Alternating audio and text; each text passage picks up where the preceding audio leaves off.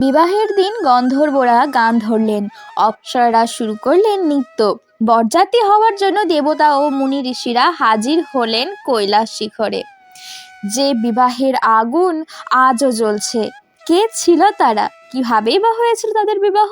কি উদ্দেশ্যেই বা হয়েছিল তাদের বিবাহ? জগৎ সংসারে নাকি সবচেয়ে প্রথম প্রেম বিবাহ ঘটেছিল তাদেরই। তারা অন্য আর কেউ নন, আমাদের মাতা আদিশক্তি এবং হর মানে মহাদেব। মাতা পার্বতীর সঙ্গে মহাদেবের বিবাহ।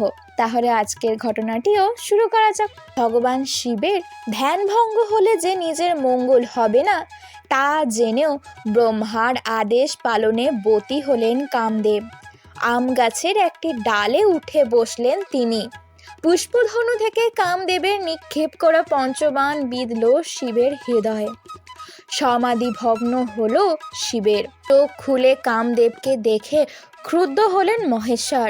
তিনি তৃতীয় নয়ন খুললেন, প্রচণ্ড তেজে ভস্মীভূত করলেন কামদেবকে।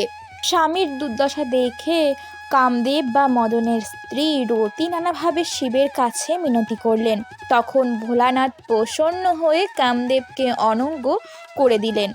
কাম দহনের পর দেবতারা ব্রহ্মার সঙ্গে শিবের কাছে গেলেন।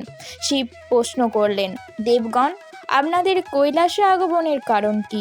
ব্রহ্মা বলে উঠলেন, মহাদেব, আমরা আপনার কাছে একটি প্রস্তাব নিয়ে এসেছি। মহাদেব বললেন, কি প্রস্তাব?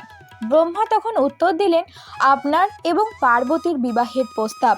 ব্রহ্মার কথা শুনে সতী বিচ্ছেদের পুরনো স্মৃতি চোখের সামনে ভেসে উঠতে লাগলো মহাদেবের।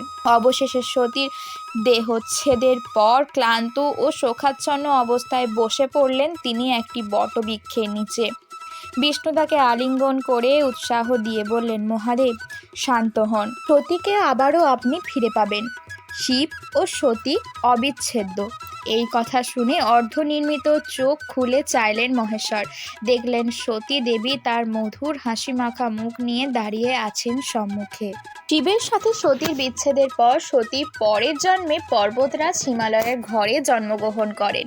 এ জন্মে তার পিতা গিরিরাজ হিমালয় এবং মাতা মেনকা পর্বতের কন্যা, তাই তার নাম হয়েছিল পার্বতী। হিমালয় মহাতীর্থ।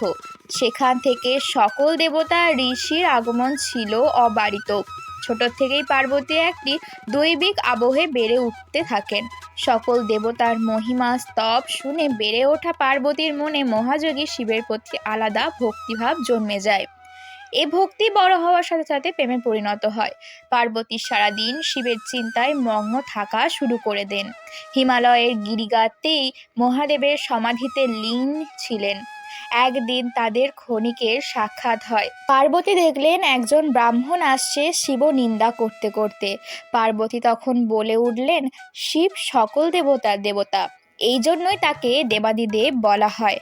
ব্রাহ্মণ বললেন, শিবনিন্দা শুনে পার্বতী যতটা আশ্চর্য হলেন তার চেয়ে বেশি তিনি বীতশ্রদ্ধ হলেন। তিনি ব্রাহ্মণকে তার কুটির ছেড়ে যেতে বললেন। নিজেও উঠে দাঁড়িয়ে অন্যদিকে হাঁটা ধরলেন। এমন সময় কে যেন উঠে বলল, আমাকে পেতেই এত তপস্যা, এখন আমাকেই তাড়িয়ে দিচ্ছ? পার্বতী মুখ ঘুরিয়ে দেখলেন শিবের গম্ভীর মুখে হাসির ঝলকানি। শিব দর্শন পেয়ে পার্বতী লুটিয়ে পড়লেন তার পায়ে। শিব তাকে তার পত্নী হওয়ার বর দিলেন। পার্বতীর তপস্যা পূর্ণতা পেল। সপ্তর্ষি আকাশপথে উড়ে এলেন ঘটক হয়ে হিমালয়ের গৃহে। দূর থেকে হিমালয় দেখলেন 7টি উজ্জ্বল সূর্য তার প্রাসাদের দিকে ধেয়ে আসছে। সপ্ত ঋষি হিমালয়ের কাছে শিবের সাথে কন্যা পার্বতীর পানি প্রার্থনা করলেন। তাতে হিমালয়ের আনন্দের সীমা রইল না। চতুর্থ দিনে পত্নী মেনকাকে নিয়ে হিমালয় বিয়ের লগ্ন ঠিক করলেন। সপ্তর্ষিগণকে শিব বিয়ের পৌরোহিত্যের দায়িত্ব দিলেন। বিয়ে উপলক্ষে কৈলাসে ফিরে দেবাদিদেব দেবশ্রী নারদকে ডেকে পাঠালেন সকলকে নিমন্ত্রণ পাঠানোর জন্য। বরযাত্রীদের সবার আগে চলছিল গন্ধর্বগণ। তাদের রাজা বিশ্বাবসুকে দেখে মেনকা ভাবলেন ইনিই শিব। বিশ্বাবসুর রূপ দেখে মেনকা মনে মনে স্বস্তি পেলেন যে পার্বতীর তপস্যা ব্যর্থ হয়নি। তখন নারদ এসে মেনকাকে বলল, বিশ্বাবসু গান গেয়ে দেবতাদের মনোরঞ্জন করে মাত্র, ইনি কেন শিব হতে যাবেন? কুবেরের পরে এলেন বরুণ।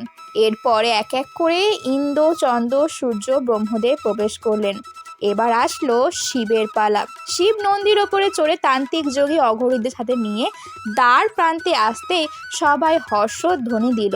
নারদ মেনকাকে বললেন, এই যে আপনার মেয়ের জামাই শিব। শিবকে দেখে মেনকা, পার্বতী, নারদ, সপ্তর্ষি সবাইকে ভৎসনা করে অজ্ঞান হয়ে গেলেন।